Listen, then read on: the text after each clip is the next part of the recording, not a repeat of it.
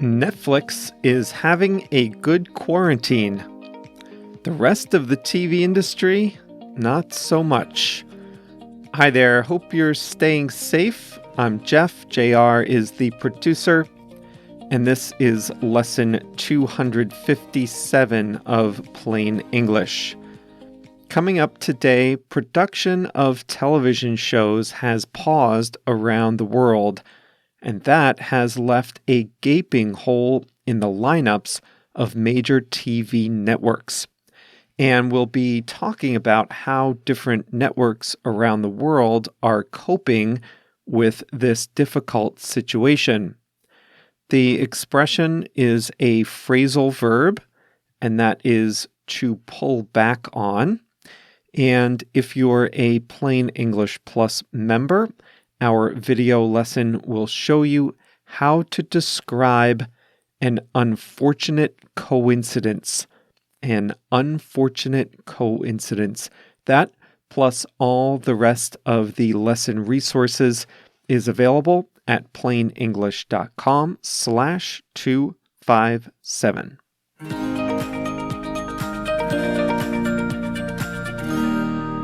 We're stuck at home every night. We're not going out to restaurants, the movies, concerts, theaters, bars, nightclubs, or friends' houses. We can't even watch sports. So more and more of us are using this time to watch television series. Just one problem. Filming has shut down around the world. Current seasons of Supernatural, Grey's Anatomy, The Walking Dead, and The Flash will all be interrupted because they couldn't finish filming the current season. This leaves the producers in an awkward position. Some have decided to trim the number of episodes in a season. Grey's Anatomy, for example, will cancel 4 planned episodes and make an earlier one the finale for this season. The Walking Dead is doing something similar. They finished production last year, but could not finish post-production on the finale before the quarantine, so they will make the second to last episode the finale for this season. Other shows are unfinished, but they haven't started airing the current season. That's what happened with the new season of Fargo starring Chris Rock. Although most of the episodes are complete, a few are not. So the producers have decided to delay airing the season rather than try to craft a season finale out of a normal episode. In Britain, EastEnders typically airs 4 nights a week. The BBC has slowed that pace to 2 a week to try to extend the run of episodes that have already been produced. South of the border, Latin America's famous telenovelas have paused, many of them. Mothers Love, a Brazilian novella about 3 mothers from different social classes, started airing in the fall in a popular prime time slot. It has been replaced by reruns. Now, that may not sound like a big deal to Americans or Europeans, but Latin American networks pride themselves on not having to rerun shows in their primetime slots. They always have fresh content of telenovelas, which air new episodes 6 days a week for months at a time. The pandemic has left big television networks in the uncomfortable position of pulling back on showing new content just as more and more eyeballs are available to watch. Large TV networks assemble their seasonal schedules well in advance. Executives say it's like putting together a huge puzzle. Now, they're scrambling to fill the holes left by canceled or trimmed primetime series. There are a few options besides traditional reruns. One is specials that can be put together at the last minute, special concerts, fundraisers, things like that. The American network ABC has started something called Flashback Friday, which features a selection of the most popular older episodes of its shows. Televisa, a Mexican producer of telenovelas, has put thousands of episodes of classic novelas online for free, but they're not slowing down on their regular production.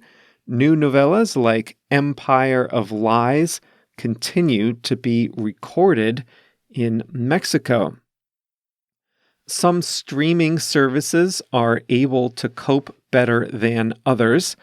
The timing of the pandemic is not great for Apple's new streaming service, Apple TV Plus.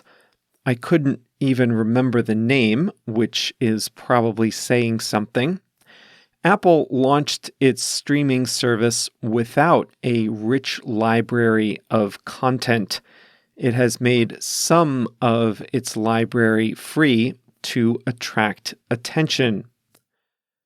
But this is all ignoring the big winner in this quarantine, Netflix. Netflix produces its own series, but they are not having to halt any of them mid-season. Do you know why? Because they produce all their shows to drop at once so users can binge watch an entire season. That means they do all the filming at one time, then they move the whole series into post-production. Netflix's director of content told investors that the company's full slate of shows for 2020 is not going to be affected by the pandemic, and they said they're well advanced on shows scheduled for 2021 as well. Netflix had already decided to bet big on original content rather than acquire content from others, though they still do some of that. As competitors like Disney, NBC, and HBO all launched their own streaming services, Netflix knew that it had to rely on its own content to continue to grow, and that is proving to have been a very good business decision. The third season of its crime series Ozark dropped recently, and its premiere day was 3 times more popular than the first day of season 2 had been. Its bizarre series Tiger King has proved irresistible to American audiences. JR will be relieved to know that the 4th season of The Crown is on schedule. Netflix will add more content in 2020 than it did in 2019, all despite the pandemic.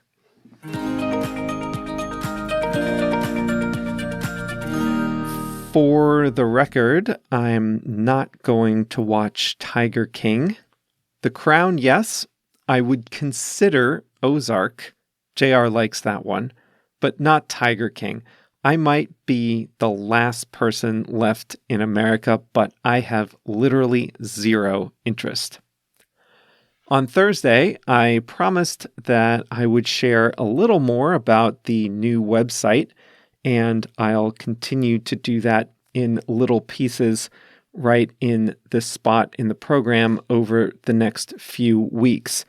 Today, I'll tell you why we needed it. When we started this program in December 2017, the website was just a place to put the transcript of the audio lessons. And it looked okay. I think we changed the look and feel once since the very beginning. But the website is basically a blog-style website, and the only thing it was designed to do is hold the transcripts. But as the years went by, we started to pile more and more stuff on top of it. We added the membership, we added multiple versions of the same transcript, the ones that have the translations into other languages. We added a video lesson. We added a set of flashcards. We added some mini courses for Plus members as well. And as I was thinking about the future, I realized there was a lot more I wanted to do. I wanted to incorporate more and better exercises to help you with pronunciation and listening.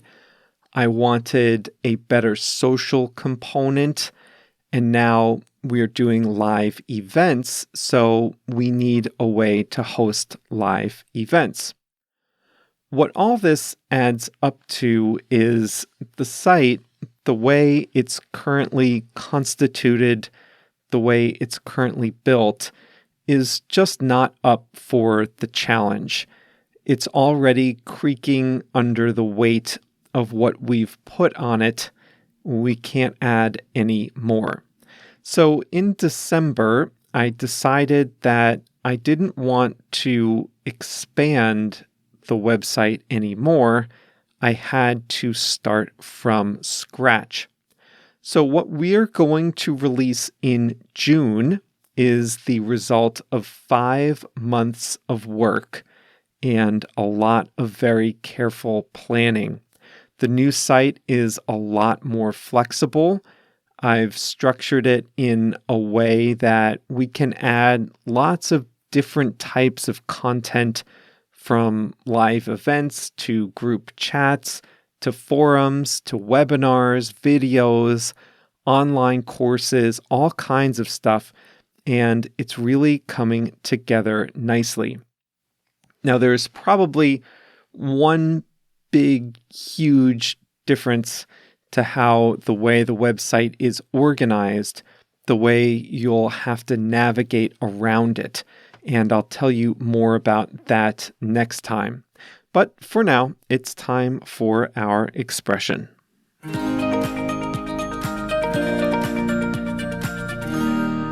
So here's a good phrasal verb for you: to pull back on. What does it mean to pull back on something? It means to do less of it. Let's review how you heard pull back on in this lesson. Television networks around the world are having to pull back on showing original content just as more eyeballs are available to watch their shows. Talk about a bad situation. There are a lot more people able to watch TV now, and TV networks have to reduce the amount of new programming they show just because it's not available. They have to pull back on airing original content because there's just not enough of it. They're pulling back. They're doing less of it. We usually use an ing verb after pull back on, but you can also just put a noun like this. Networks have to pull back on showing, on airing new content, or networks have to pull back on original content. So here are a few other ways you can use pull back on. Employers are pulling back on hiring during these uncertain times. They are doing less hiring. Big companies may be pulling back on new investments as well. That means they are not going forward with as many investments in factories, machinery, or research as they had previously planned. A lot of companies have had to pull back on advertising during this crisis. All of a sudden, KFC's finger-lickin' good fried chicken ads are not exactly appropriate for this new normal. Other brands are pulling back on ads that show people in large crowds or doing fun leisure activities. Instead, a lot of ads show people thoughtfully looking out a window. New tests for COVID-19 are in short supply. Some places have started to administer a lot of tests every day, but if they don't pull back, they'll run out of tests. That's what happened in the state of Connecticut. They had to pull back on testing because they simply didn't have enough equipment to continue doing that many tests per day.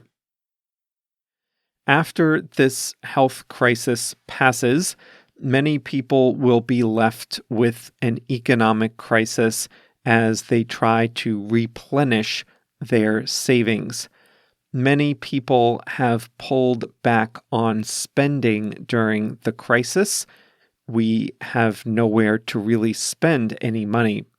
But even after things start opening up, I think we'll see a lot of people pull back on their typical level of spending as they try to build up savings after this crisis. I'm still amazed that you can get a lot of stuff delivered to your house even in this crisis, but Amazon has had to pull back on delivery of non-essential goods. JR has been waiting for a new cable to connect his computer to a monitor for a few weeks. Amazon decided to pull back on delivering things like cords and cables to focus on delivering essentials. Speaking of JR, he has selected a song of the week. This week it is Don't Break My Heart by Dua Lipa. It is one of the singles from her second album, and it just came out a few weeks ago. It was featured on Big Brother Brazil, which incidentally is one of the television series not to be interrupted by the coronavirus. In fact, the contestants on Big Brother Brazil are sequestered in a house, meaning they have no contact with the outside world. Someone had to go into the house and tell them about the coronavirus. That's how isolated they all were. And of course, everyone watched their reactions on TV. Anyway, back to the song of the week. Here's what Dua Lipa said about it in an interview. She said, "It's about finally being in a happy place and knowing this new person is amazing, but then thinking nothing else compares to this. And what if this ends and it breaks my heart? It's the whole thing of being too scared to be happy." So there you have it. Don't Break My Heart by Dua Lipa is the song of the week, courtesy of JR. And that is it for today. Remember that if you'd like the chance to get a sneak peek of our new website features, you can sign up to get all the best news in your inbox at plainenglish.com/new, N-E-W. The first message you'll get will be about the new tagline, and then you'll get one about the new logo, new colors, and more about all the great things we have planned for you. So remember to get that at plainenglish.com/new, plainenglish.com/NEW.